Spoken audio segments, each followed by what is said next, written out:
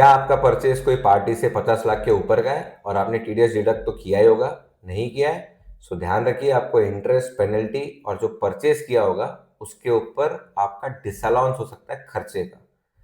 तो नमस्ते दोस्तों, जय हिंद। आज हम बात करेंगे टीडीएस ऑन परचेज की, जो कि सेक्शन है 194 क्यू और अभी नए फाइनेंस एक्ट में 393।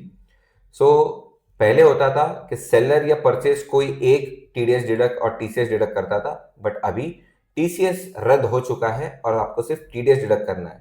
क्या एग्जाम्पल के जरिए हम समझेंगे कि किस तरीके से ये आपको टीडीएस डिडक्ट करना है। पकड़ लीजिए, कार्तिक ये परचेजर है और प्रणव सेलर है।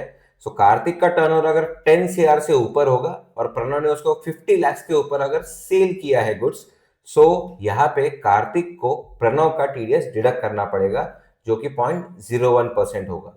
अगर प्रणव का पैन नहीं है तो उसको 5% टीडीएस डिडक्ट करना है। सो प्रोसेस बहुत सिंपल है।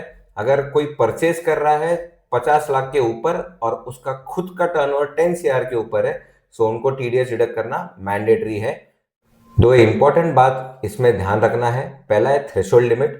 थ्रेशोल्ड लिमिट ये 50 लाख। इसका मतलब ये है, यदि मैंने परचेज किया है 80 लाख रुपीस का, तो थ्रेशोल्ड 50 लाख तक आपको कोई टीडीएस नहीं करना है, बट बैलेंस 30 लाख के ऊपर 0.1% टीडीएस डिडक्ट करना होगा।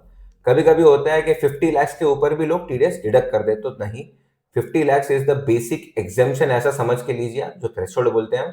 बैलेंस 30 लाख पे आपको टीडीएस डिडक्ट करना है।